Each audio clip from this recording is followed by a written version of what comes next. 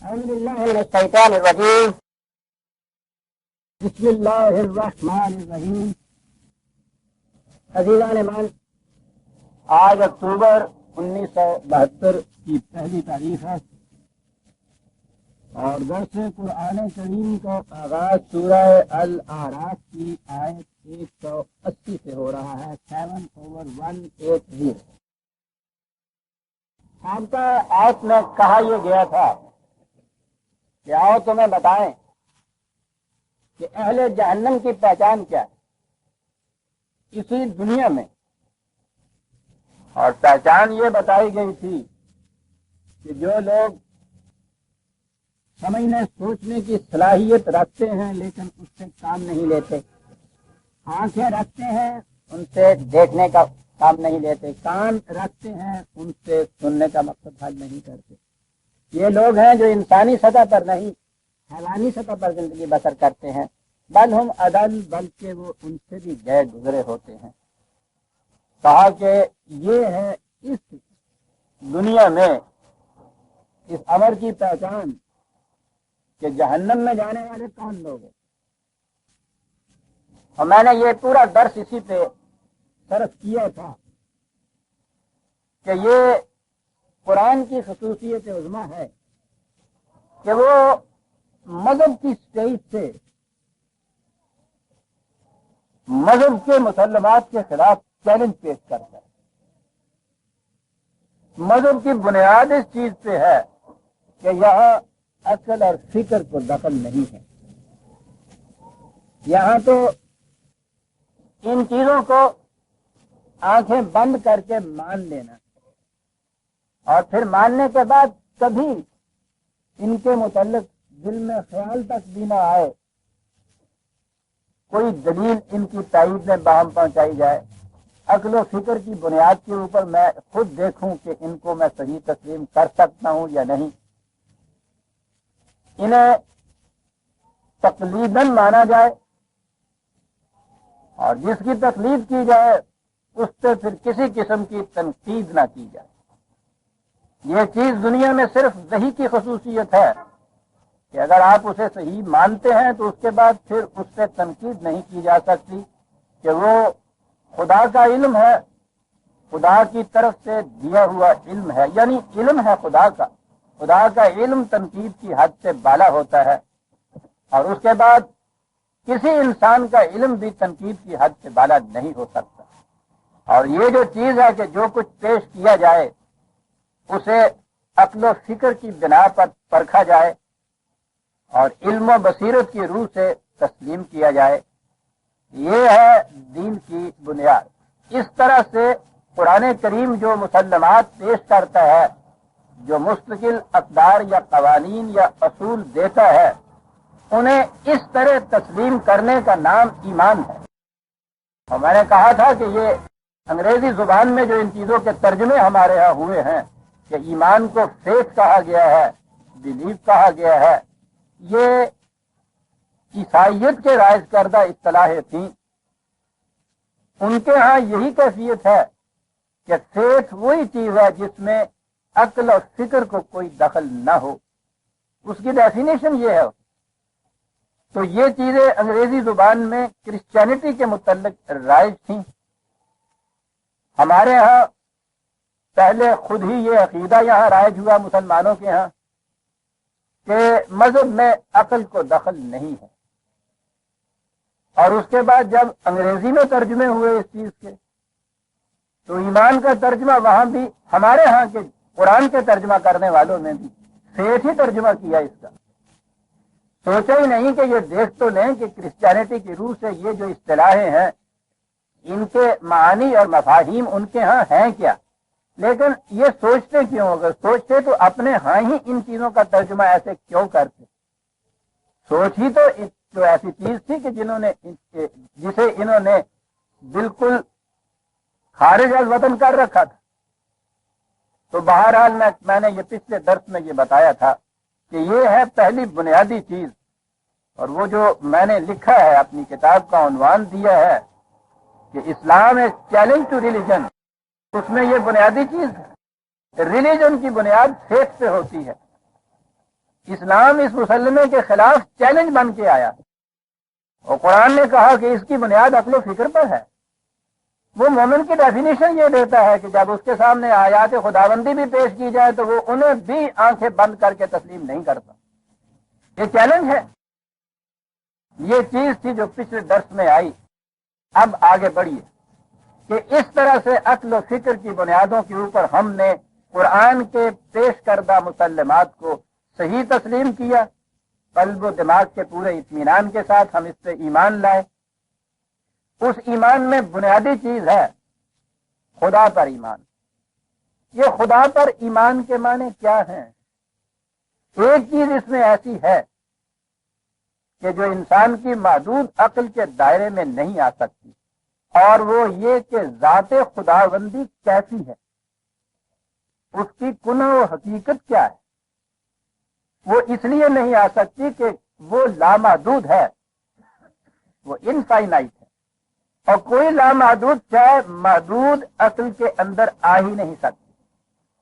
اس لیے اتنا حصہ کہ خدا کی ذات کی حقیقت کیا ہے، یہ چیز تو نہیں انسان کے عقل کی بات۔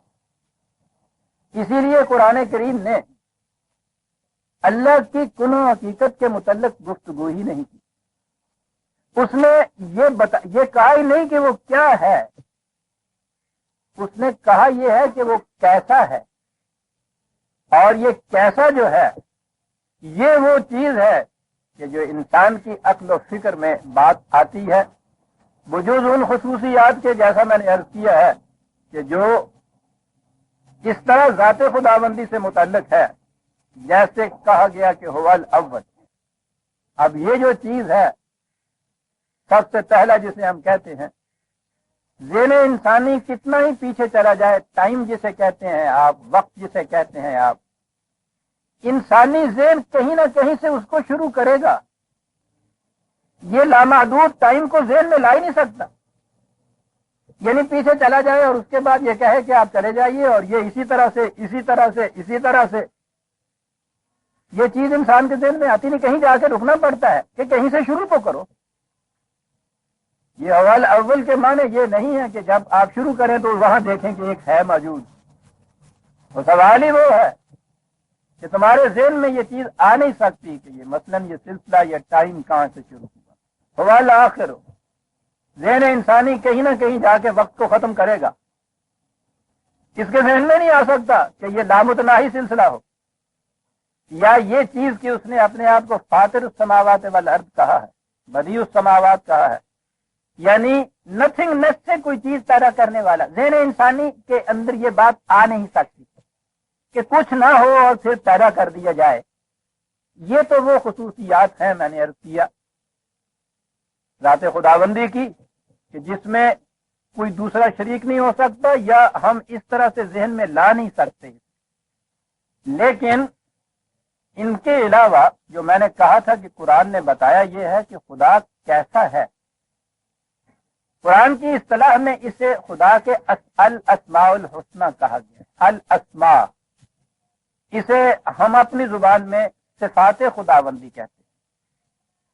ذات خداوندی کے متعلق میں نے عرض کیا کہ اس کی کنہ و حقیقت ہم نہیں سمجھ سکتے۔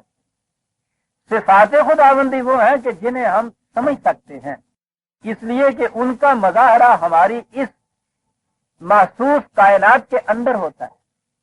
ذہن انسانی، علم انسانی محسوس چیزوں کو سمجھ سکتا ہے، اور خدا کی ان صفات کا ظہور اس محسوس کائنات کے اندر ہوتا ہے، اس لیے یہ سمجھا جا سکتا ہے۔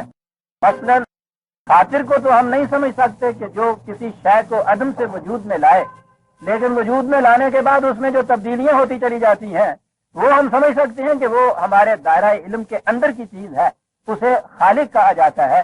ہم اس کی صفت خالقیت کو سمجھ سکتے ہیں۔ خالق کے بعد وہ رازق ہے، جس شے کی وہ تخلیق کرتا ہے اسے سامان پرورش بہم پہنچاتا ہے۔ وہ رب ہے، وہ اسے نشو و نما دیتا ہے اشیاء کائنات کو۔ یہ ہم دیکھتے ہیں کہ سامان رزق بھی یہاں مہیا کیا گیا، نشو و نما کا سامان بھی دیا گیا۔ یہ جو صفات خداوندی ہیں ان کا ظہور ہماری محسوس دنیا میں ہوتا ہے، اس لیے انہیں ہم سمجھ سکتے ہیں۔ سوال یہ ہوا کہ کیا یہ بس سمجھ لینا جو ہے یہی ہے مقصود سارا دین کا؟ یہ تو مقصود نہیں ہے۔ کوئی شے بھی جسے آپ سمجھ لیتے ہیں، اس سمجھنے کے معنی یہ ہوتے ہیں کہ اس کے مطابق آگے آپ چلیں۔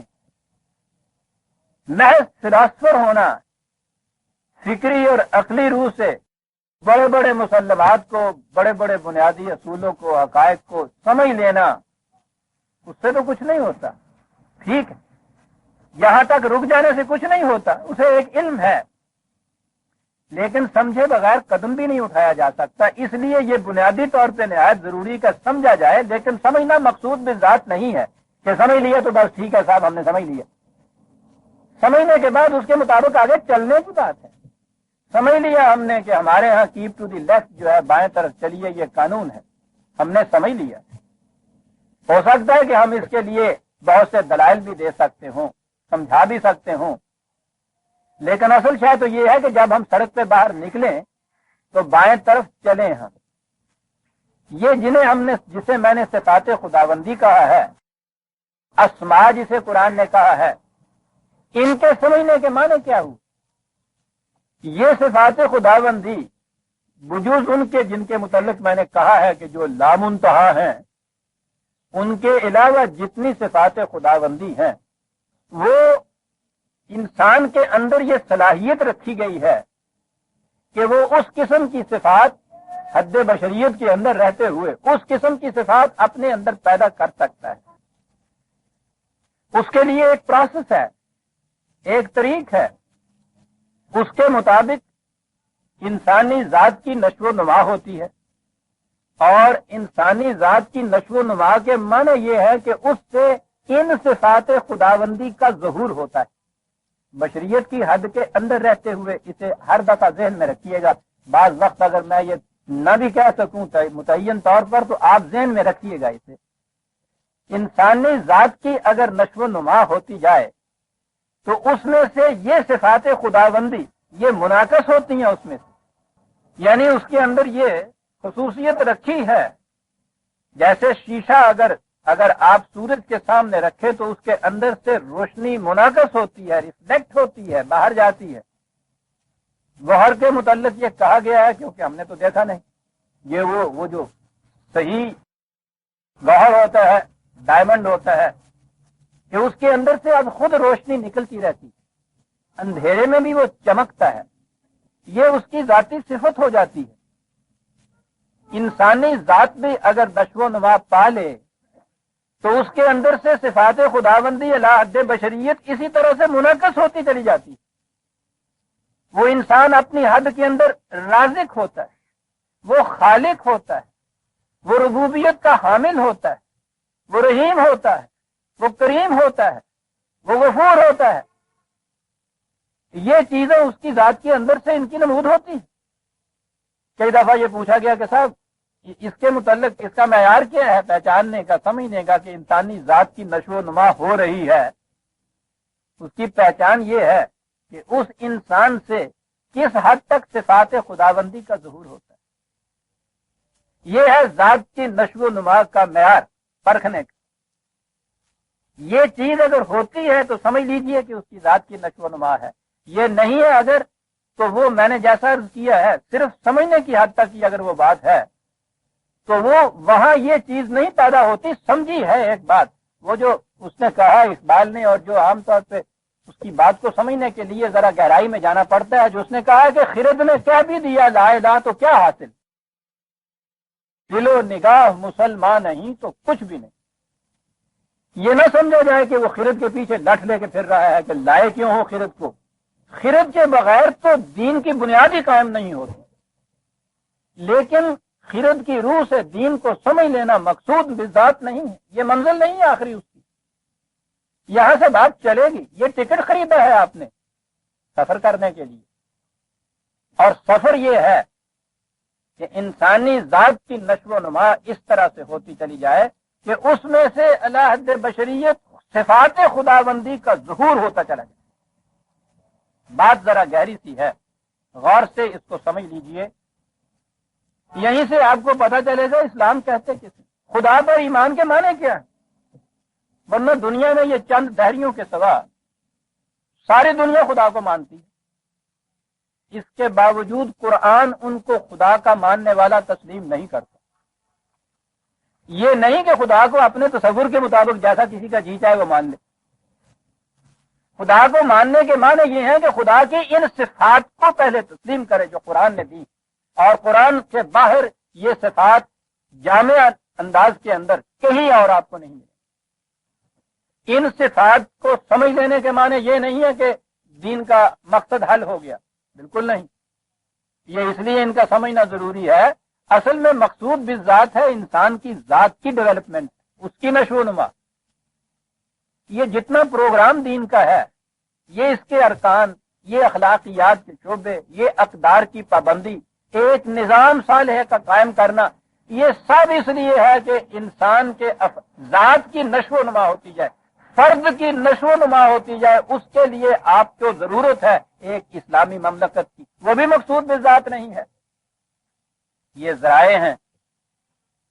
فرد کی ذات کی نشو و نما مقصود بالذات، اور جیسا کہ میں نے ابھی عرض کیا ہے، تاکہ کوئی اس خود فریبی میں نہ رہے کہ مجھے بہت تزکیہ حاصل ہے صاحب، بڑے روحانیت کے مقامات طے کر لیے ہیں صاحب، یہ حضرت صاحب پوچھو نہیں کہاں پہنچے ہوئے ہیں۔ بات یہ ایسی ہے کہ اگر کوئی اس قسم کا محسوس معیار سامنے نہ ہو تو آپ اس دعوے کو جھٹلا نہیں سکتے، لیکن ثابت بھی تو نہیں کر سکتے۔ دعویٰ یہ ہے کہ یہ صاحب بڑے روحانیت کے مقامات پہ پہنچے ہوئے ہیں، ہمارے پاس تو کوئی ثبوت نہیں پرکھنے کا۔ اسے کہتے ہیں کہ صاحب اس کے لیے ثبوت، وہ کہتا ہے کہ ذوق بادہ نہ دانی با خدا تانا چشی، یہ تو بھائی نشہ ہے، وہ تو جو پیے گا شراب اسے پتہ چلے گا نشہ کیا ہوتا ہے، میں تمہیں کس طرح سے بتاؤں نشہ کیا ہوتا ہے۔ اس کی ذات تک یہ چیز محدود رہی، اور یہیں سے فریب شروع ہوا۔ بیشتر تو خود ان کو خود فریب لگ جاتا ہے۔ اب ہماری سائیکالوجی بتاتی ہے کہ اس قسم کے نشے جو ہیں وہ جھوٹے نشے، یا مختلف قسم کی وہ جو دونی کا راکٹ ملتا ہے اس کے نشے، سائیکالوجی بتاتی ہے کہ اس کے نشے پھر اس کے بعد انسان کو کیا کچھ بنا کے دکھاتے ہیں۔ یہ وہی نشے تھے نا کہ وہ مشہور ہے کہ چرچل گیا پاگل خانے میں، وہاں اس کا ریسپشن ہو رہا تھا، وہاں ایک پاگل کچھ آئے ہوئے تھے، بیٹھے ہوئے تھے۔ اس نے پوچھا چرچل سے کہ آپ کون ہیں؟ اس نے کہا کہ میں برطانیہ کا وزیر اعظم ہوں۔ وہ ایسا کہنے لگا ہم بھی جب یہاں آئے تھے تم وزیر اعظم ہو، ہم سمجھتے تھے ہم برطانیہ کے بادشاہ ہیں، یہاں جو آتا ہے اپنے آپ کو یہی کوئی سمجھتا ہے۔ کہنے لگا ٹھیک کہتے ہو، ہم تو اپنے آپ کو بادشاہ سمجھتے تھے، تم تو وزیر اعظم ہی کہہ رہے ہو، آ جاؤ کچھ دنوں کے بعد ہمارے مقام پہ آ جاؤ گے، چلو اندر۔ بڑی بات پتہ کی، ان میں سے سوائے ان کے کہ جو بزنس اس کو بنا لے، باقیوں کی کیفیت یہی ہوتی ہے کہ جو جاتا ہے اس ڈیوڑی کے اندر وہ کم از کم اپنے آپ کو اگر برطانیہ کا بادشاہ نہیں تو وزیر اعظم تو ضرور سمجھتا ہے۔ یہ خود فریبی، اور مذہب میں ہوتی خود فریبی۔ جب قرآن بنیاد دیتا ہے فکر کی اور تدبر کی اور علم کی بصیرت کی، وہ کسی کو خود فریبی میں رہنے کہاں دیتا ہے؟ اس لیے یہ سارے شعبے جتنے بھی آپ کے یہاں روحانیت کے نام سے ہیں، دین کی بات یہ نہیں ہے، یہ مذہب کی دنیا ہے، یہ خود فریبی ہے۔ دین تو بالکل کھلی کھلی بات ہے، بینہ وہ کہتا ہے، آیات کو بھی بینات کہتا ہے، مومن کی زندگی کو بھی کھلی کھلی کہتا ہے، پرکھی جا سکتی ہے۔ یہ وہ نشے کی بات نہیں ہے کہ جب تک تم خود نہ پیو تمہیں پتہ نہیں چل سکتا، وہ بتائی جا سکتی ہے، بتائی جانا کیا وہ تو چھپائی نہیں جا سکتی۔ مومن کی زندگی کی تو کیفیت یہ ہوتی ہے، میں نے کہا ہے نا کہ وہ جس طرح سے اس گوہر سے خود بخود اس کے اندر سے روشنی نکلتی چلی جاتی ہے، دن کو بھی اور رات کو بھی۔ مومن کی زندگی کی کیفیت یہ ہے کہ اگر ذات کی نشو و نما ہوئی ہے، اس کے اندر سے صفات خداوندی کا ظہور علاوہ حد بشریت خود بخود ہوتا چلا جاتا ہے، اور اسی کو کیریکٹر کہتے ہیں۔ عزیزان من، بڑا جھگڑا تھا، کیریکٹر کس کو کہتے ہیں؟ کیریکٹر یہ ہوتا ہے۔ اب اگلی بات آئی کہ ٹھیک ہے صاحب، ایک فرد نے اپنی ذات کی نشو و نما کی ان اقدار کی پابندی سے، ایک صحیح قرآنی نظام کے اندر رہنے سے، پھر میں عرض کر دوں کہ قرآن کی روح سے جب تک یہ نظام نہیں قرآنی قائم ہوتا کہیں، فرد کی ذات کی نشو و نما اس انداز کی نہیں ہوتی۔ مذہب کی دنیا میں باتیں ہیں، وہ ریاستوں سے اور وہ مختلف قسم کی ورزشوں سے جو کچھ وہ پیدا ہو جاتا ہے، ذات کی نشو و نما۔ پھر آگے چلیے، ٹھیک ہے جی، ایک فرد کی ذات کی نشو و نما ہوئی، اس کے اندر سے ان چیزوں کی نمود بھی ہوئی، مجھے کیا، دوسرے انسان کو اس سے کیا؟ وہ جو چیخ کر کہہ گیا تھا وہ بڑی سچی بات کہہ گیا تھا کہ اتنے مریم ہوا کرے کوئی، میرے دکھ کی دوا کرے کوئی۔ ذات انسانی کے اندر یہ جو نمود ہوتی ہے صفات خداوندی کی، وہ اس لیے ہوتی ہے کہ وہ دکھوں کا علاج کرتا ہے، دکھیا انسانیت کا وہ علاج کرتا ہے۔ یہ افراد ہیں جن کے کلینک کے اندر یہ تمام چیزیں رکھی ہوئی ہوتی ہیں، اور وہ پھر دوسرے دکھیا انسانوں کا علاج کرتا ہے۔ خدا کی صفات خداوندی بھی جو ہے صفات الہیہ الاسماء الحسنی، جہاں تک انسانوں کی دنیا کا تعلق ہے، اس سے مقصود بھی یہ ہے کہ وہ عالمگیر انسانیت کے دکھوں کا علاج کرتی ہے۔ ہم آ جاتے ہیں پھر انسانوں کے اوپر کہ جہاں جن کی ذات کی نشو و نما ہو اور اس میں سے ظہور، نمود، انعکاس ہو ان صفات خداوندی کا اعلی حد بشریت۔ مقصد اس سے یہ ہوتا ہے کہ وہ دکھیا انسانیت کا علاج کس طرح سے کرتا ہے۔ اس نے ٹھیک کہا تھا کہ میرے دکھ کی دوا کرے۔ مذہب کے اندر یہ اس کا تعلق دوسروں سے نہیں ہوتا، وہ اپنی نجات کی فکر کرتا ہے۔ وہ سادی نے جو تشبیہ دی ہے بڑی اچھی ہے سمجھنے کے لیے کہ یہ روحانیت والے یہ دریا میں جا رہے ہوتے ہیں اس لیے کہ ہم کسی طرح سے پار لگ جائیں، اور دین کا مدعی دریا میں کودتا ہے تاکہ ڈوبتے کو بچا کے دوسرے ساحل پہ لے جائے۔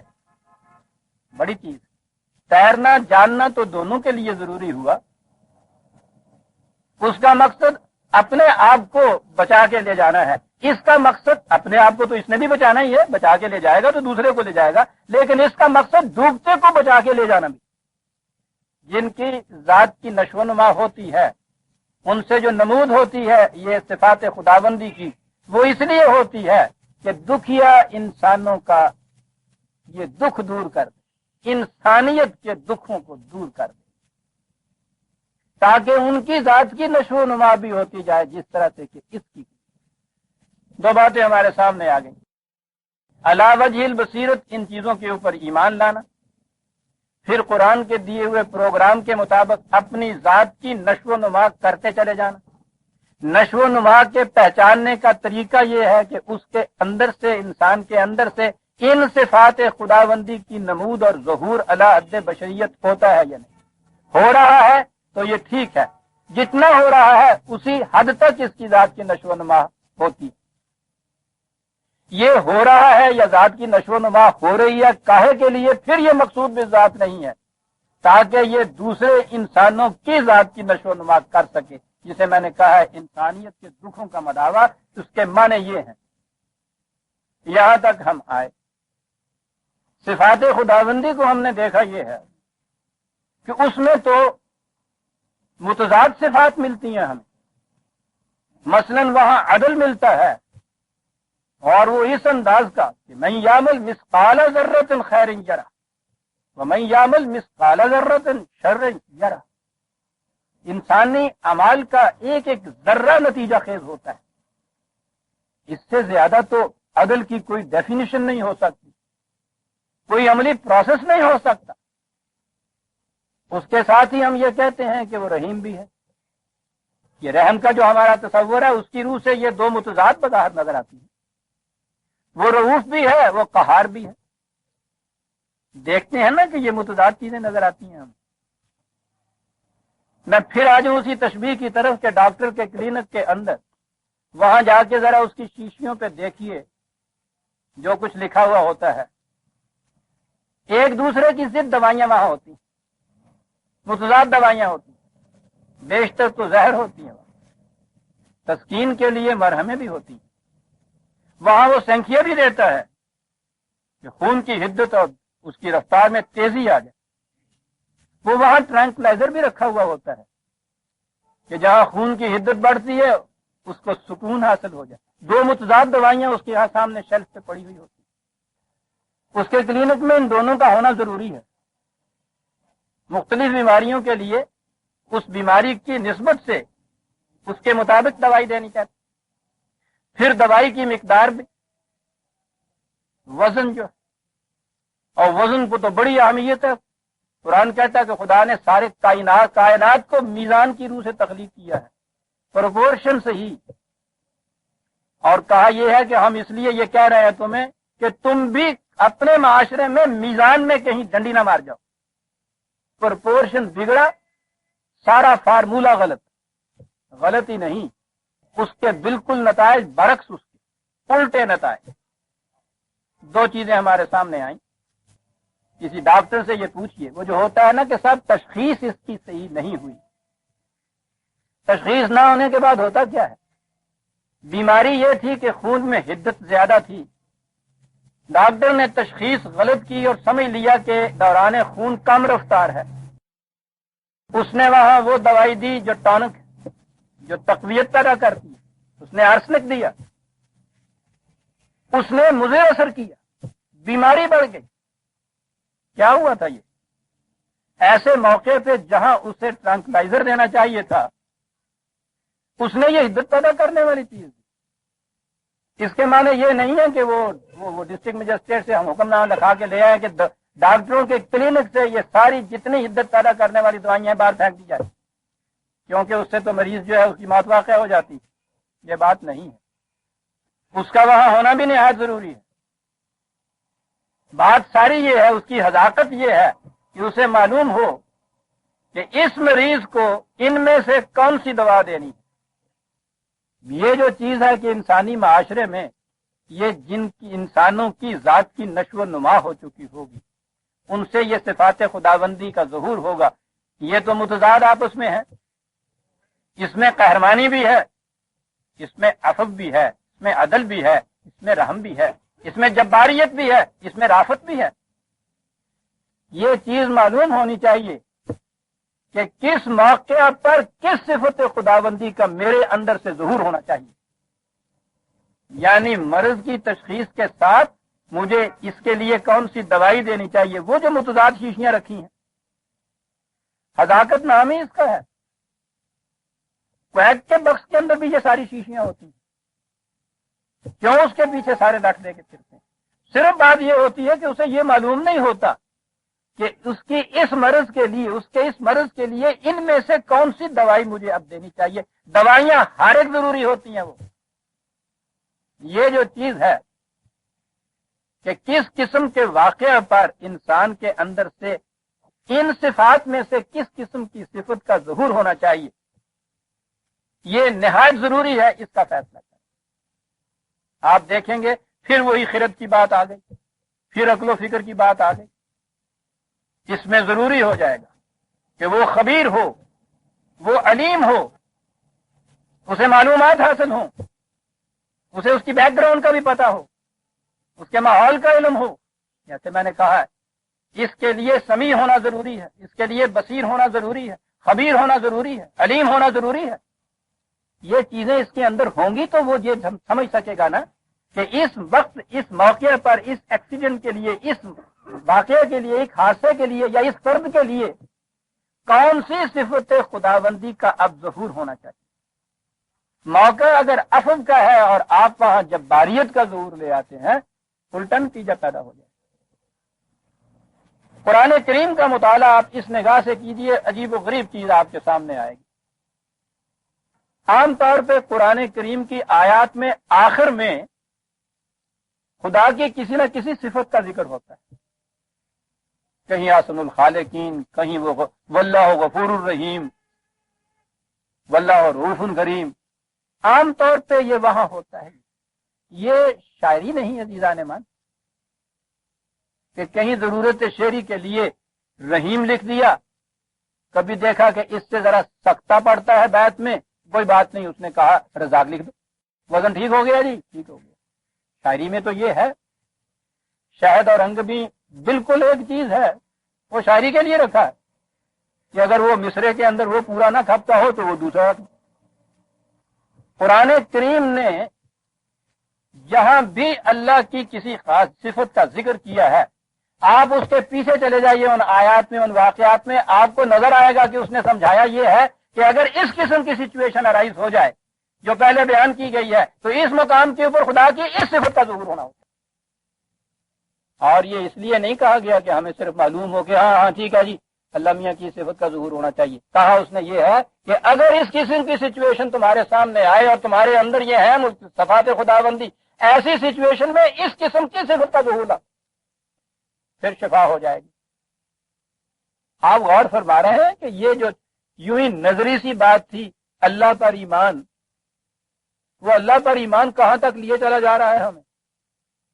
یہ نہ انفرادی چیز ہے، نہ کوئی سبجیکٹو چیز ہے، داخلی چیز ہے، نہ صرف یہ ہے کہ سمجھنے سوچنے کے بعد مسئلہ ختم ہو گیا، خرد نے کہہ دیا لا الہ، نہ یہ ہے کہ اس کے بعد آگے جب چلیں گے تو پھر اس خرد کی اور فکر کی ضرورت نہیں پڑے گی، نہ یہ ہے کہ اس سے مقصد ایک فرد کی اپنی نجات ہے۔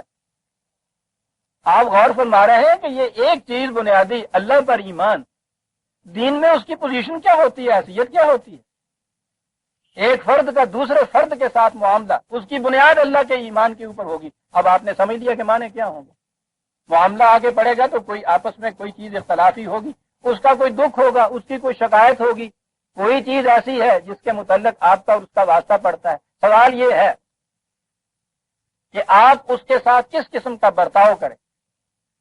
قرآن کریم میں اگر گہرائی سے انسان نے مطالعہ کیا ہے تو یہ چیز اس کو اس وقت نظر آ جاتی ہے کہ اس قسم کے معاملے کے متعلق قرآن کریم نے خدا کی کس صفت کا ذکر کیا ہے، تو سمجھ میں آ جاتا ہے کہ معاملہ اس جیسا یا ملتا جلتا ہے اس سے، اس قسم کی صفت کا ظہور ہونا چاہیے۔ ورنہ اگر آپ نے عدل کی جگہ عفو کا ظہور ہو گیا، فساد ہی فساد، اور جہاں عفو کی ضرورت ہے وہاں آپ نے جباریت کا مظاہرہ کر دیا، فساد ہی فساد، صفات خداوندی کا ظہور ہو رہا ہے، نتیجہ اس کا فساد نکل رہا ہے۔ آپ دیکھ رہے ہیں قرآن کی ہدایت یا گائیڈنس جو ہے اس کے معنی کیا ہیں، یہ کہاں تک لے جاتی ہے انسان کو۔ عزیزان من، قرآن کی رہنمائی تو جیسا میں نے عرض کیا زندگی کے ایک ایک سانس میں اس کی ضرورت پڑتی ہے انسان، اور اس پہ انسان کی نگاہ اتنی وسیع ہونی چاہیے اور گہری ہونی چاہیے کہ اسے یہ معلوم ہو۔ پہلی چیز تو یہ ہے کہ اس کی ذات کے اندر اتنی نشو و نما ہو کہ صفات خداوندی کا ظہور ہو رہا ہو۔ اگر یہ نہیں ہے تو یہ علم جو ہے یہ کچھ بات نہیں۔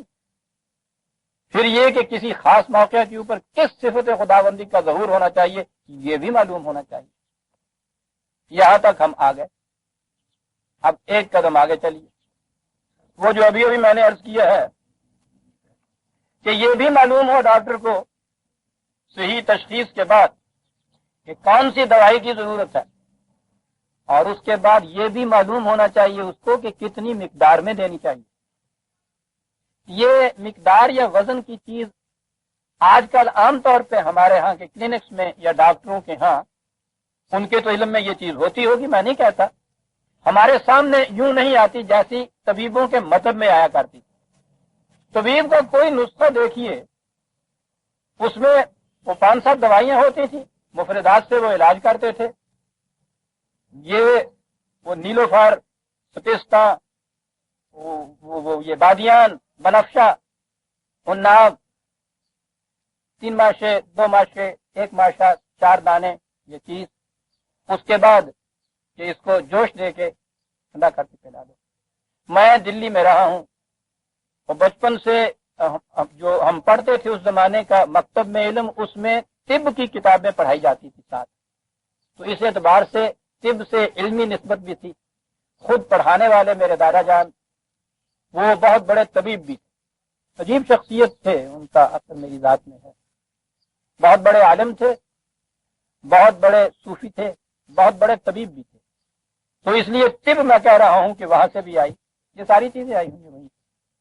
پھر میں دلی میں رہا تو دلی تو مرکز تھا طب کا، تو مجھے اس میں بڑی دلچسپی تھی، بیمار ہوں یا نہ ہوں، یہ جو اچھے اچھے طبیب تھے، حکیم اجمل خان اور حکیم بھورے خان، یہ حکیم محمد احمد خان، شریف خانی ان کو کہتے تھے، میں ان کے مطلب میں جا بیٹھا کرتا تھا، دیکھتا یہ تھا کہ انہوں نے نسخے میں یہ دیا، مریض آیا، اس نے کہا کہ حکیم صاحب کچھ فائدہ ہوا نہیں ہے، تو انہوں نے ایک نظر اس کے اوپر ڈالی، کیسے پیا تھا جی؟ یہ دوائیاں لی تھیں اور اس کے بعد میں نے جوش لیا اور اس کے بعد میں نے پی لیا۔ کہنے لگے کیسا تھا؟ تیز گرم پیا تھا؟ کہنے لگے تیز گرم کیا تھا۔ کہنے لگے آج بھاپ نکال کے ذرا پینا، اس کو کنکنا کر کے پینا، دلی کی اصلاح ہوتی تھی۔ اسی جنوں خون آیا کہنے ہیں نا پنجابی چ، وہ کہتے تھے۔ یعنی میں نے یہ ان لوگوں سے سنا، میں نے اجمل خان، محمد احمد خان جیسے طبیبوں سے سنا کہ وہ تیز گرم پیا تھا کہ جی ہاں، کہنے لگے بھاپ نکال کے پینا۔ اس نے کہا جی فائدہ ہو گیا۔ کبھی وہ یہ کرتے تھے، وہ نسخہ لکھنے والا ساتھ ہوتے تھے ان کے یہاں شاگرد، ان کو یہ کرتے تھے۔ اس نے آگے کہا کہ جی وہ فائدہ تو مجھے ہوا ہے حکیم صاحب، لیکن وہ ناک خشک ہو گئی ہے بالکل کل کی۔ انہوں نے یوں کہا، انہوں نے کہا ناک کتنے ہیں؟ انہوں نے کہا 5 دانے، کہا 3 دانے کر دو، وہ دے دی۔ کہنے لگی کیا؟ کہنے کی جی ٹھیک ہو گیا حکیم صاحب۔ یعنی دوائیاں وہی رکھتے تھے، ان کے اوزان میں فرق ہوتا چلا جاتا۔ اکثر و بیشتر میں نے ان کے ہاں دیکھا، بہت کم ایسا ہوتا تھا، کبھی ایسا ہوتا تھا کہ ایک کوئی اس میں سے کاٹ دی، ذرا سی اس میں بڑھا دی، لیکن اکثر و بیشتر ان کے اوزان میں وہ 2 ماشے ہے 3 ماش کر دو، وہ 3 کی جگہ 2 کر دو، وہ یوں اس میں کرتے رہتے۔ یہ جو ترکیب ہے نا کہ ہر شے اپنے وزن کے مطابق پرپورشن سے ہی رکھے ہوئے ہو، عربی زبان میں اسے حسن کہتے ہیں، صحیح پرپورشن۔ یہ جو قرآن کریم نے کہا ہے، آئیے اب 180 آیت ہمارے سامنے جہاں سے درس شروع ہوتا ہے، وَلِلَّهِ الْأَسْمَاءُ الْحُسْنَى، اسماء تو اس کے سارے یہ ہیں، لیکن اس کی خصوصیت یہ ہے کہ وہ ذات خداوندی میں صحیح پرپورشن لیے ہوئے ہوتے ہیں، ان کا وزن بڑا صحیح ہوتا ہے۔ اب انسانی ذات کے اندر بھی یہ ہے، تشخیص بھی اس نے صحیح کی، دوائیاں بھی اس کی صحیح تجویز کی۔ یہ بھی معلوم ہوا کہ اس وقت کس صفت خداوندی کا ظہور ہونا چاہیے میرے اندر سے۔ اب اگلی بات یہ ہے کہ کتنا ہونا چاہیے۔ اگر اس میں بھی توازن کا فرق آ گیا پھر بگاڑ پیدا ہو جائے گا، یا کم از کم شفا نہیں ہوگی۔ وہ یہ کہتے ہیں نا کہ جی وہ حضرت صاحب بڑی خوبیاں تھیں، بڑے اچھے انسان تھے ان کے ہاں کے، واقعی کیریکٹر بڑا اونچا تھا، لیکن وہ بڑے زود رنج واقع ہوئے تھے، ذرا کوئی طبیعت میں ناگوار بات گزری اور وہ سارے اس کے اوپر اتنا غصہ چڑھتا تھا، سب کچھ ہوتا تھا۔ پوچھا گیا ان کے یہاں حضرت صاحبان کے یہاں سے یہ کیا چیز؟ کہنے لگے کہ صاحب یہ غصے کو مار دینا جو ہے نا، بس یہ ہے اصل روحانی۔ آپ غصے کو مار دیجئے، غیرت اور حمیت ختم ہو جاتی ہے، بے حیا ہو جاتا ہے انسان۔ حمیت جسے آپ کہتے ہیں، ایک چیز کے جس سے آپ کی عزت پہ حملہ ہو رہا ہے، آبرو پہ حملہ ہو رہا ہے، اس سے آپ کے اندر ایک ریئیکشن پیدا ہوتا ہے اس کی مدافعت کا، یہ غصے کی صفت ہے، اس کی وجہ سے پیدا ہوتا ہے۔ اس کو ختم کر دیجئے تو آپ دیکھیں گے کہ انسان بے غیرت ہو جاتا ہے، بے حمیت ہو جاتا ہے۔ لیکن اگر صورت یہ ہو کہ بچے نے ذرا سی غلطی کی، غصہ آپ کے اوپر تو ہوا، پارا چڑھا 106 تک، اور ایک آپ نے اس کو دیا یہ تھپڑ، پوچھو نہیں 3 دفعہ اس کو غش پڑتا ہے۔ غصے کی صفت کا ظہور ہوا ہے نا، تنبیہ کی ضرورت تھی اس بچے کو، اس کی غلطی کے اوپر آپ کا یہ ریئیکشن کہ اس کی اصلاح اس طریقے سے مجھے کرنی ہے، ٹھیک تھا۔ یہ کیا کیا آپ نے؟ وہ ناک 3 دانوں کی جگہ 13 دانے آپ نے لکھ دی، یا ڈاکٹر صاحب نے وہ آرسنک تھا، اس کے 3 قطرے دینے تھے، 30 دے دی۔ آرسنک ضروری تھا اس کے لیے، لیکن 3 قطرے ضروری تھے، 30 قطرے نہیں۔ یہ ہے اسلام عزیزان من جو میں عرض کر رہا ہوں آپ کو، یہ ہے قرآن جو ہمیں بتا رہا ہے۔ کہا کہ وَلِلَّهِ الْأَسْمَاءُ الْحُسْنَى فَادْعُوهُ بِهَا، یہ صفات خداوندی گوناگون، متنوع، بظاہر ایک دوسرے سے متضاد، کہنے لگے یہ سب ٹھیک ہیں، اور انہی کے امتزاج سے تو حسن پیدا ہوتا ہے، اس لیے اسماء حسنہ ہے، الاسماء الحسنى۔ اسے پکارنا ہے، پکارنے کے معنی کیا ہے؟ اپنے اندر ان کا عکس تم نے پیدا کرنا ہے، ان کی نمود پیدا کرنی ہے، ٹھیک ہے؟ ان سب کو لے کے پکارو، تمام اپنے اندر پیدا کرو، یہاں یہ کہیں گے کہ ہاں صاحب روحانیت اسی کا نام ہے، صاحب بڑی بات قرآن نے کہہ دی، لیکن یہ تو قرآن ہے، اسے معلوم ہے کہ کس چٹان پہ آ کے یہ کشتیاں پاش پاش ہوا کرتی، صفات خداوندی کسی کے اندر ہوں، اس سے زیادہ قابل تعریف کا بات کون سی ہے کہ جی صاحب ہے جی آپ دیکھیے کچھ ہو جائے صاحب ان کو غصہ ہی نہیں آتا، رحم ہے ان کے اندر، ہر ایک کے ساتھ شفقت ہے صاحب، گنہگار کے ساتھ شفقت، مجرم کے ساتھ بھی شفقت، ساری عمر ہم نے دیکھا ہے جی ان کے ہاں کبھی یہ چیز نہیں ہوتی، تو بڑی صفت ہوتی ہے، بڑی خوبی بیان کی جاتی ہے صاحب حضرت صاحب کی، اور عام طور پہ تصوف جو ہے اس کے اندر چونکہ نفس خوشی سکھاتے ہیں، بڑی صفت ان کے ہاں یہی ہوتی ہے، وہ جلالی اور قسم کے ان کے ہاں دو چار ہوتے ہیں، یہ پاگل پن کی مختلف قسمیں ہوتی ہیں نا، ایک پیسو ہوتا ہے پاگل پن، ادھر کفو ہو جاتا بیٹھے ہیں ان مراقبہ کہتے ہیں 40 دن کفو ہوا بیٹھنا، گوشت بند ہو، چشم بند ہو، ڈب بند، یعنی سوچو تو صحیح یہ کوئی بہتر اصطلاح مل سکتی ہے، اکھ بند کر، کن بند کر، منہ بند کر، وہ ہوں نا، سوچیے آپ یہ کچھ وہ سکھاتے ہیں یہ کچھ کرانے کے لیے، اور اس کے بعد صاحب حضرت صاحب کی کیفیت یہ نفس خوشی ہو رہی ہے، رحم ہے اس درگاہ کے اندر، یہ پیسو ہوتا ہے جنون، اور بعض جنون اس قسم کے ہوتے ہیں وہ جو وہ دیوانے پتھر لیا ہوا ہے اور مارتے ہیں اور گالیاں دے رہے ہیں اور یہ کچھ کر رہے ہیں، ایک یہ جنون ہوتا ہے ایگریسو جسے کہتے ہیں، یہ جو ہے نا یہ حضرت صاحب جلالی کہلاتے ہیں، یہ آیا اس کو یہ گالیاں دے رہے ہیں، لٹ ہاتھ میں پکڑا ہوا چلے، وہ یہ کچھ کر رہے ہیں، یہ پاؤں پکڑ رہے ہیں، معاف کر دیجیے، اور اس کے بعد یہ کہ صاحب بس جس نے اتنا برداشت کر دیا بس پوچھو نہیں، اور پھر یہ افسانے ہمیں سکھاتے تھے، تیمور گیا حضرت صاحب کے پاس، وہاں جا کے پتہ نہیں پیاس لگی ہوئی تھی، یعنی یہ بادشاہ نہیں تھا، یوں ہی تھا گڈریا تھا، اور ان کو اس نے دودھ پلایا اور اس نے دودھ پلایا اور انہوں نے گالیاں دی، اور گالیاں دینے کے بعد لگا بھاگنے، ان کے ہاتھ میں لٹ تھی، انہوں نے ایک ٹکائی صاحب اس کی ایک ٹانگ جو تھی وہ لنگڑی ہوئی، اور اس کے بعد وہ بھاگا، بہرحال دوسری ٹانگ بچی ہوئی تھی، اور اس کے بعد بادشاہ بن گیا، بادشاہ بننے کے بعد تیموریت کا پھر خاتمہ ہو گیا جلدی سے، تو وہ حضرت صاحب خاک میں آئے، کہنے لگے کہ ایک تم نے چوٹ کھائی اور ٹانگ ایک لنگڑی ہوئی تو اتنی لمبی بادشاہ تھی، اگر دوسری کھا جاتے تو ختم ہی نہ ہوتا سلسلہ، ٹھیک ہے وہ دوسری ٹانگ ٹوٹ گئی اسے ڈگنا سی انہیں،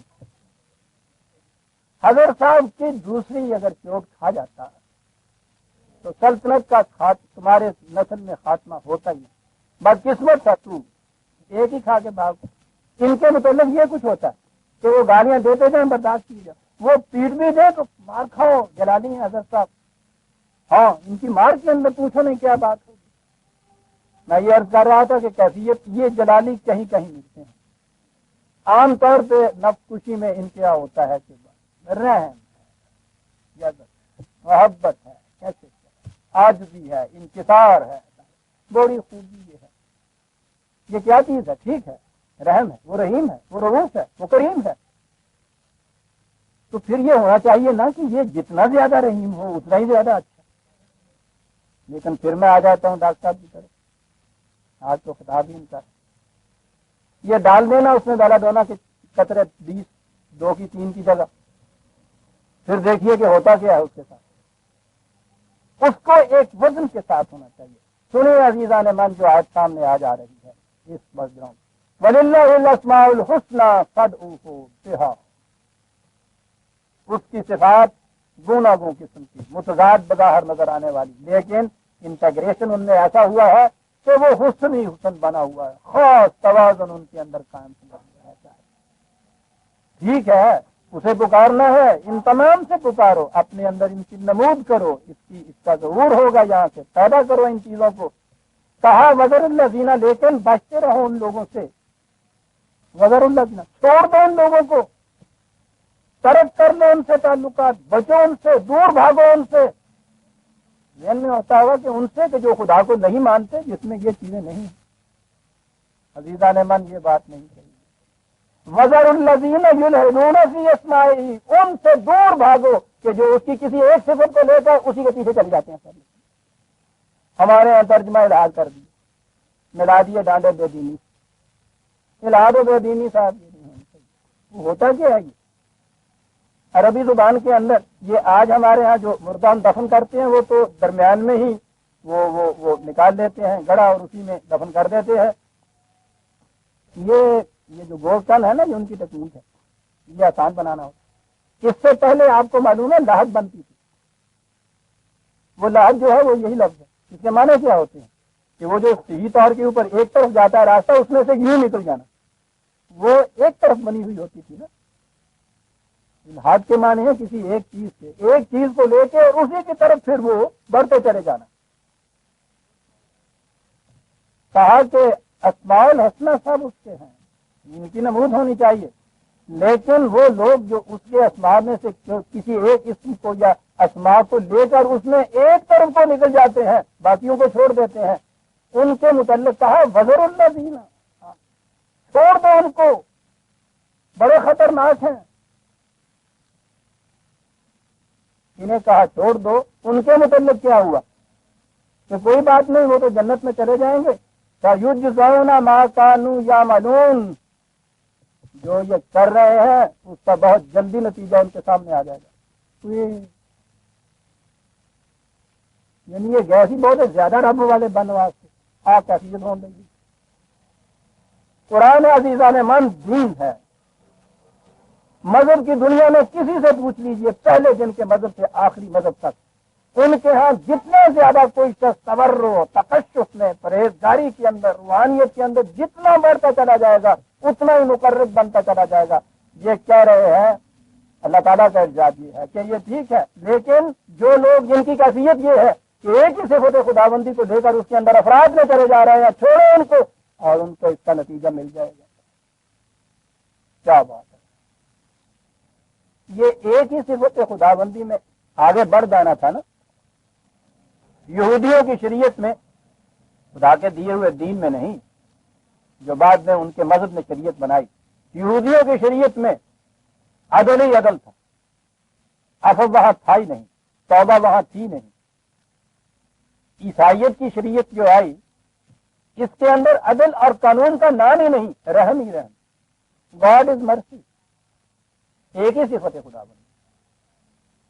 اور اس میں جو پھر آگے نکلے ہیں صاحب، کچھ افسانے تو خود حضرت عیسیٰ علیہ السلام کی طرف منسوب کیے، کچھ ان کے حواریوں کی طرف منسوب کیے کہ وہ ایک مجرم عورت آئی، اس کے لیے قانون کی روح سے اس کی سزا مقرر تھی، فیصلہ بھی ہو گیا عدالت کی روح سے، شریعت موسوی میں کہ سنسار کیا جاتا تھا، پتھر مارا جاتا تھا اور اس طرح سے مار دیتے تھے اسے. شریعت نے فیصلہ ان کے ہاں یہ کیا، یہاں کہا جا رہا ہے یہ کبھی بھی خدا کے پیغمبر کی یہ تعلیم نہیں ہو سکتی، یہ افسانے ہیں. کہا گیا کہ حضرت عیسیٰ علیہ السلام نے کہا کہ ٹھیک ہے پتھر مارو. پہلا پتھر وہ مارے جس نے ساری عمر خود کوئی گناہ نہ کیا ہو، کون مار سکتا تھا. یعنی اب اصول یہ ہوا کہ عدالت میں جج کسی مجرم کو جو سزا سنائے اور آگے ایگزیکٹو اس سزا کے فیصلے کو ایگزیکیوٹ اس نے کرنا ہو، تو یہ دونوں وہ ہونے چاہیے جنہوں نے ساری عمر خود کوئی کسی قسم کا جرم و گناہ نہ کیا ہو. تو کیا یہ نظام عدل، نظام عدالت، نظام سزا یہ کسی صورت میں قائم ہو سکتا ہے؟ ان کے یہاں قائم ہی نہیں ہوا. کیا دنیا میں یہ اس قسم کا مذہب جسے آپ کہتے ہیں دین کی حیثیت سے چل سکتا ہے؟ چل ہی نہیں سکا. نتیجہ اس کا یہ کہ یہ ہر وقت رحم پکارنے والے سینٹس وہ جنگلوں میں چلے گئے، خانقاہوں میں چلے گئے، اور ادھر جو یہ نظام قائم کرنے والی ریاست تھی، مملکت تھی، اس نے کہہ دیا کہ صاحب تمہارا مذہب تمہیں مبارک، اسٹیٹ ہماری سیکولر ہوگی. اس میں عدل کو دخل نہیں ہے، اس میں اخلاقیات کا واسطہ نہیں. یہ اس کا نتیجہ تھا خدا کی ایک صفت میں ایکسٹریم پہ چلے جانے کا. ان کے ہاں تو تھا ہی کہ خدا کا دین اپنی اصلی شکل میں موجود نہیں تھا، یعنی کتاب موجود نہیں تھی. مسلمانوں کے ہاں ہے قرآن کی حامل قوم، خود نبی اکرم صلی اللہ علیہ وسلم نے اس کے مطابق نظام متشکل کیا جس میں عدل بھی تھا، جس میں رحم بھی تھا، کہ اس کے بغیر تو انسانی تمدن اور معاشرت قائم ہی نہیں رہ سکتی۔ اس میں اسماء خداوندی جو تھے اسماء الحسنہ تھے۔ اب اس کے بعد جو معاشرہ بدلا تو معاشرے میں جرائم عام ہوئے۔ یہ اسے جرم نہیں کہتے، اسے گناہ کہہ دیتے ہیں۔ بڑا فرق دونوں میں ہو جاتا ہے۔ جرم تو وہ ہوتی ہے نا جس کی سزا یہاں مل جاتی ہے، گناہ وہ ہوتے ہیں کرتے چلے جائیے۔ یہ جب عام ہوا تو اس کے لیے اپنے آپ کو انہوں نے فریب دینے کے لیے کیا کیا؟ وہ جو انجیل کی تعلیم تھی رحم کی، اپنے ہاں اس کو بنیاد بنا لیا اسلام کا۔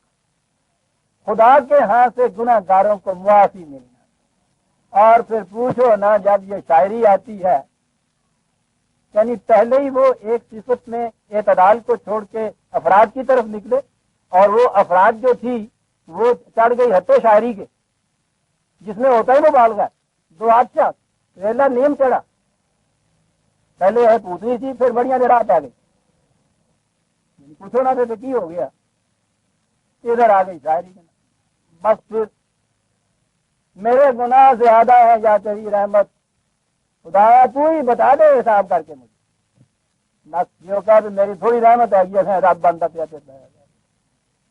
یہ کہ بہت زیادہ آ گئی ہے، تو سبحان اللہ ٹھیک ہے، پھر میرے گناہ سزا کا دے، تمہاری رحمت تو زیادہ ہے، یعنی میں اس کشتی پہ یہاں کھڑا ہوں 2 قدم پہ، تیری جڑی چھالا ہوئی ہے وہ قدمہ پہ جاندی آ گئی ہے، کہ میری زمین پہ آدھے پہ جائے گی نا، گندگی تول جائے گی۔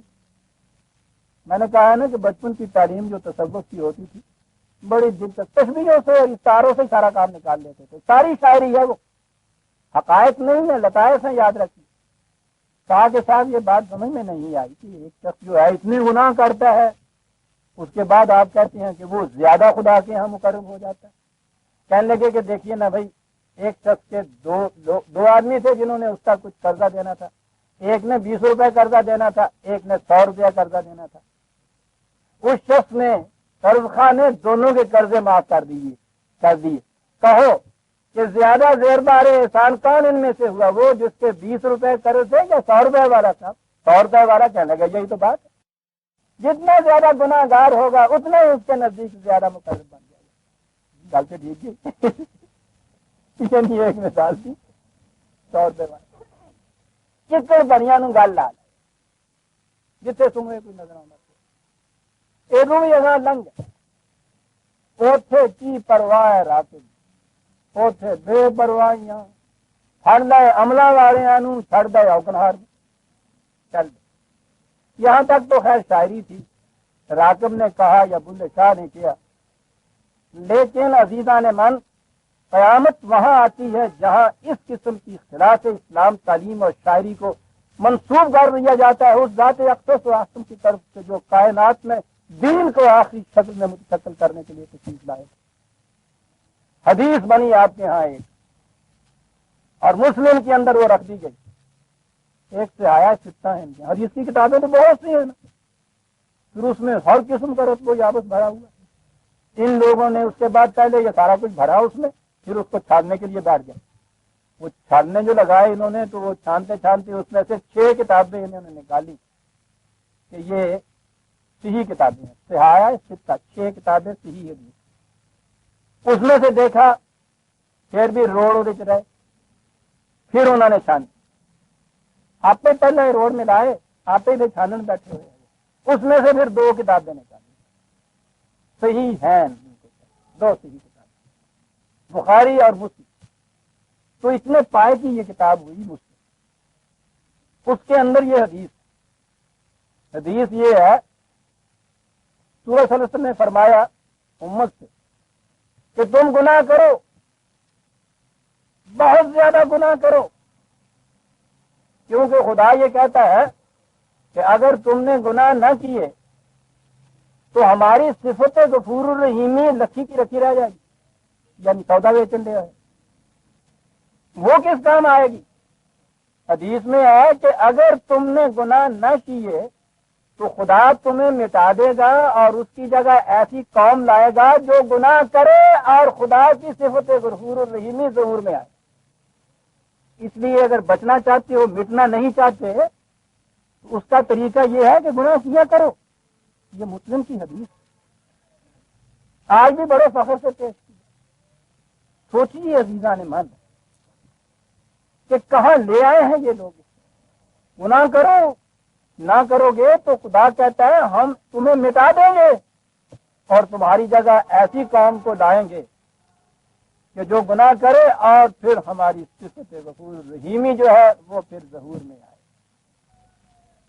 برسات کھیرے کے امرود کھاؤ، ڈاکٹر سارے مل کے روز سویر میں فتوا دیں گے ضرور کھاؤ.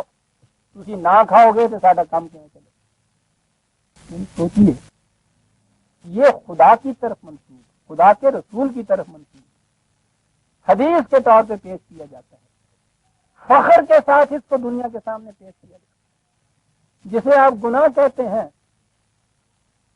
یہ تو فارسی کا ایک لفظ آ گیا. جرم ہے نا اس کے لیے صحیح لفظ. کرو زیادہ سے زیادہ جرم، اسے جرائم پیشہ کہتے ہیں. کہو تو صحیح اپنے آپ کو کہیں جا کہ نام یہ، باپ کا نام یہ، ذات یہ، پیشہ کیا ہی جرائم پیشہ نہ. جرائم پیشہ کہنے سے آپ بھی ہنس رہے ہیں، وہ بھی اس کے چاہتے ہیں. العاصی پر معاصی قلب، یعنی آسی مجرم، پر معاصی جرائم کا پتلا، دبا کے جرم کرنا. ان سے کہیے کہ مفتی صاحب آپ جو نیچے یہ عربی میں لکھتے ہیں اسے ذرا ہماری زبان میں لکھیے. نیچے لکھیے مفتی فلاں صاحب مجرم اول درجے کا بدماش، کہیے آسی پورنا اور آگے مذنب. فخر ہے، لکھتے ہیں فخر کے ساتھ مذنب، جرائم پیشہ اس کا ترجمہ ہوتا ہے. لیکن نہیں، جرائم پیشہ کہنے سے تو میں نے کہ گناہ گار تھا. یعنی آپ دیکھتے ہیں یہ جو کہتے ہیں بظاہر مزہ آتا ہے، انکسار سے کہتے ہیں. انکسار سے نہیں کہہ رہے ہوتے، وہ سے مقرر پڑھ رہے ہوتے ہیں کہ جتنا زیادہ گناہ کریں گے اتنی اس کی رحمت کی بارشیں ہوں گی ہمارے اوپر. ہے بندہ تو صاحب نہیں آتا ہے. یہاں پہنچا دیا ہے اس قوم کو عزیزان من. جرم نہ کرو گے تو خدا مٹا دے گا تمہیں، تمہاری جگہ دوسری قوم دے گا.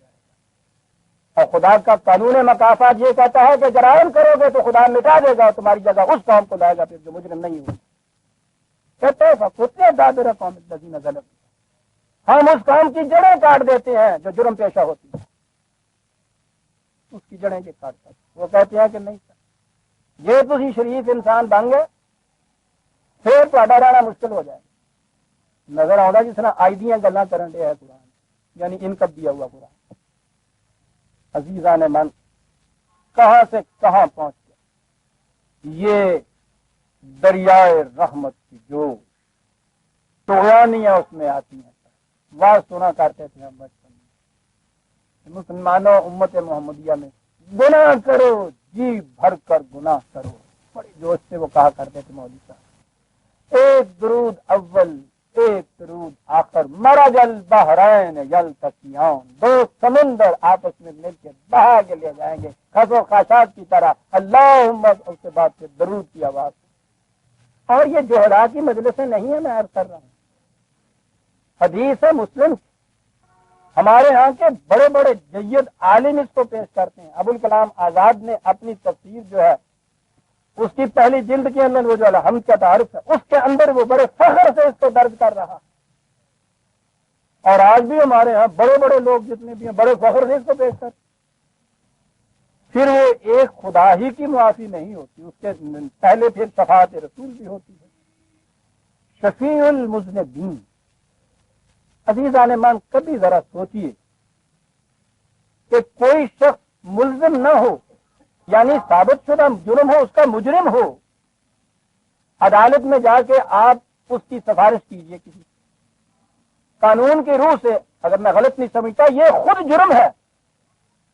سفارش کرنا کسی مجرم کی فخر سے کہا جا رہا ہے. حضور ذات اقدس صلی اللہ علیہ وسلم شفیع المذنبین، یعنی وہ مذنب ہے، ثابت ہے گناہ، اس کی سفارش کرتے ہیں. سب خدا اور خدا یہ چیز کہتا ہے کہ یاد رکھو لا ظہیرا للخائنین، خیانت کرنے والوں کا پشت پناہ مت بنو تم ساتھ. خدا تو یہ کہتا ہے ان کی وکالت بھی تم نہیں کر سکتے. یہاں اس کے گناہ بخشوانے، جرم بخشوانے کے لیے اس کی سفارش کرا رہے. خدا کی رحمت پھر جوش میں آتی.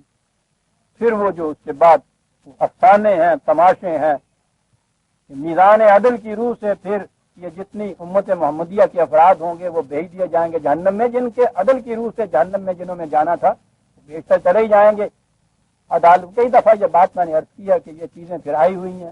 پھر وہ عدالت برخاست ہو جائے گی، سب لپیٹے جائیں گے، دفتر ادھر ادھر بھی چلے جائیں گے، اور پھر اللہ تعالیٰ بھی جانے لگیں گے. تو وہ دیکھیں گے کہ میدان حشر میں ایک شخص ہے وہ سجدے میں گرا ہوا ہے. انہوں نے کہا کہ یہ تو ختم ہو گیا تھا، کورٹ کا وقت بھی ختم ہو گیا، اب یہ کون شخص ہے؟ وہ آئے، آ کے انہوں نے دیکھا کہ کون ہے. دیکھا تو نبی اکرم صلی اللہ علیہ وسلم سجدے میں گرے ہوئے ہیں. ان سے اٹھایا، کیا بات ہے؟ ان سے کہنے لگے کہ صاحب میری امت کی اتنے افراد جہنم کے اندر، تو میں جنت میں کیسے جا سکتا ہوں؟ تو اب یہاں آ کے یہ مشکل پڑ گئی. خدا کا یہ محبوب، خدا یہ کیسے برداشت کر لے کہ اس کا محبوب جنت میں نہ جائے؟ محبوب نے شرط لگا دی کہ جب تک یہ نہیں جائیں گے میں کیسے جا سکتا ہوں. بلا لیجیے اللہ میاں نے، بخشن والے نے. انہیں کہا کہ ٹھیک ہے صاحب، نکالو اس میں سے صاحب ایک مٹھی نکالی، جیسے کرینچ پھڑ کے مچھلیاں لے جائیں گے. وہ اس میں سے ایک حصہ چلا گیا صاحب. لیکن نہیں صاحب ابھی تو بہت ہے، میں تو جاتا ہوں. کہا پھر نکالو، پھر نکالو. کیا تماشے ہیں صاحب. اور جو اس طرح سے نکال دیا تو اس کے بعد پھر حضور جنت میں گئے. اللہ میاں کر گئے نہیں، گل پنجابی چ نہیں، کر جان والے بڑے ایویں کہی کر جان والے بڑے. معاذ اللہ معاذ اللہ عزیزان یہاں پہنچا دیا آپ کی قوم سے. آپ پھنس رہے ہیں. آپ کو معلوم نہیں ہے کہ نفسیاتی طور پہ، غیر شعوری طور پر ان اعتقادات کا اثر کیا پڑتا ہے قوموں کے اوپر. قوم بے باک ہو جاتی ہے جرائم میں. غیر شعوری طور پہ یہ کیفیت اس کے یہاں پیدا ہو جاتی ہے، بے باک ہو جاتی ہے. 1000 سال سے ہمارے ساتھ یہ ہو رہا ہے. کیا ہوا؟ یہ وہ جو ایک صفت خداوندی تھی جسے رحم کہا گیا، اس میں الحاد کیا نا، تفریط میں چلے گئے اسی کی طرف. اتنی دور نکل گئے اس میں کہ عدل کی بات ہی ساری بھول گئے. اور جب سوال ہی مرسی کا ہو، گاڈ از مرسی، وہ عیسائیوں کے ہاں تو بات جچتی تھی. انہوں نے اس کی بنیاد اور باندھی تھی. بنیاد یہ باندھی تھی کہ ہر پیدا ہونے والا بچہ اپنے اولی ماں باپ کا جو گناہ اول تھا، اوریجنل سن، وہ اس کی آلائش اپنے ساتھ لے کے پیدا ہوتا ہے. ہر بچہ گناہ گار پیدا ہوتا ہے، اور یہ آلائش کسی فرد کے اعمال سے دھل نہیں سکتی. اب آگے مصیبت کہ جتنے انسان پیدا کیے چلا جا رہا ہے نبیاں، سارے کے سارے جہنم میں. تو اب اس الجھن سے نکلے کس طرح؟ یہ کہنے نا ہاتھاں دیا جتیاں یا دنداں نال کھولنیاں پیندیاں نے. پہلا تو اول ماں باپ کا گناہ، پھر اس کے بعد ہر پیدا ہونے والا بچہ خدا کی طرف سے اس گناہ کی آلائش لے کے پیدا ہو. جب وہ گناہ گار پیدا ہوا تو اب یہ گناہ گار تو جہنم میں جائے گا. اب کیا کیا جائے؟ معاذ اللہ معاذ اللہ. عیسائیت کے ہی بیک گراؤنڈ میں گفتگو کروں گا. خدا نہ کردہ اپنے ہاں کے خدا کی متعلق نہیں، جو وہ تصور پیش کرتے ہیں. تو اس طرح نظر آتا ہے جس طرح نالتی وہ لمحہ بڑا ہم سوچے آیا بیٹھا ہے گا سی. ان کے یہ بیٹے جا کے کیا کہ ابا جی کی گل ہے، کہنے جو کی گل ہے کچھ کر بیٹھا ہے گا. بڑی مصیبت ہے.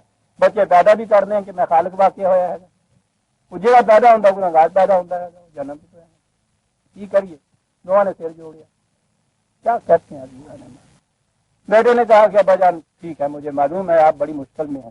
میرے بیٹے ہونے کی حیثیت سے میرا فریضہ ہے کہ آپ کی پریشانی کو دور کروں. کہنے کہ کیسے بیٹا دور کر سکتے؟ کہنے لگے مجھے دنیا میں بھیجیے، وہ مجھے پکڑ کے صلیب پہ دے دیں گے. میرے گناہوں کا، میرے اس خون کا خون بہا جو ہے وہ اس شکل میں آپ لیجئے کہ ہر گناہ گار جو میری صلیب کے اوپر ایمان رکھے اس کو آپ بخش دیجیے. خون بہا لے کے تو بخشا جا سکتا ہے نا مجرم. انسانیت کی طرف سے یہ خون بہا ہو جائے گا ان کے جرائم کا. چنانچہ ان کے ہاں یہ عقیدہ آ گیا. یہ سینٹ پال کا ہے نا یہ عیسائیت. عقیدہ یہ آ گیا کہ ہر وہ شخص جو حضرت مسیح کے صلیب دینے کے اوپر ایمان رکھے گا وہ جنت میں چلا جائے گا. ویسے تو جا ہی کوئی نہیں سکتا عمل کے بدالت. ان کے ہاں کا بنیادی عقیدہ ہے کہ کوئی شخص اعمال کی بنا پہ جنت میں نہیں جا سکتا، یہ صرف اس بنا پہ جا سکتا ہے۔ اور یہ جو سارا پروسیس ہوا کہ اس طرح سے خدا نے اپنے بیٹے کو بھیجا، وہ صلیب پہ گیا، اس کا خون بہا یوں دیا، اس طرح سے خدا نے بخشا، یہ تو سارا رحم کا تعلق ہے نا، کہ اللہ کو رحم آیا انسانوں پہ، اس لیے ان کی بنیاد یہ پڑی کہ گاڈ از مرسی، خدا رحم ہے، عدل والا خدا ان کے اس فریم کے اندر آتا نہیں ہے، فٹ نہیں بیٹھتا۔ وہاں تو یہ تھا۔ آپ کے یہاں قرآن ہے جس کی بنیاد ہی قانون مکافات عمل کے اوپر، لیکن آپ بھی ہیں کہ اسی طرح سے آپ اس صفت رحیمیت کو لائے، اس میں سے چلے ایک لاحت کی طرف، نکلے اثرات میں آپ، اور اس کے بعد پھر کہیں روحانیت کے مقرب آپ کو بخشوا رہے ہیں۔ اور ان کے بخشوانے کا تو یاد تو آپ کو ہوگا، لیکن کئی احباب نئے ہوتے ہیں، بڑی دلچسپ چیزیں ہوتی ہیں نا، کہ وہ جنت میں، جی ہاں، وہ جنت کے باہر تو انہوں نے گیٹ کیپر بھی رکھا ہوا ہے، رضوان جی نے کہتے ہیں، وہ آ رہے کی وہ ٹکٹ چیک کر کے اندر بھیجتا ہے جنت میں، چیک کر کے بھیجا انہوں نے۔ اس کے بعد انسپیکٹر آیا وہاں اندر چیک کرنے کے لیے، اس نے دیکھا جیسے سنیما کے اندر بہت سارے لوگ وداؤٹ ٹکٹ اندر آئے ہوئے، وہ اس کی پیشی ہو گئی۔ انہوں نے کہا کہ یہ کیا ہوا کہ تم نے اپنی ڈیوٹی دی کس طرح سے؟ عزیزان من، یہ تصوف کی کتابوں کے اندر ہمیں پڑھایا جاتا ہے، بہت بس سوچتے ہوئے اللہ نے جو تمہیں کھڑا کیا تھا اس کام کے لیے، وہ اتنا طبقہ اندر بغیر۔ اب بات اس کے سمجھ میں بھی نہ آئے، اس کا جی میں تو ایک ایک ٹکٹ چیک کر کے میں اندر دیکھی جیل کہنے لگی، وہ اندر یہ موجود ہے، پوچھو ان کے پاس کہ جی ان کے پاس ہے نہیں، سمجھ میں بات نہ آئے۔ حضرت صاحب بیٹھے ہوئے کملی اڑے ہوئے مسکرا رہے ہیں، یہ سب کچھ دیکھتے ہوئے اللہ نے کیا ہے انہوں سب حضرت یہی نہیں پوچھیے کہ کی گل ہوئی گل بچے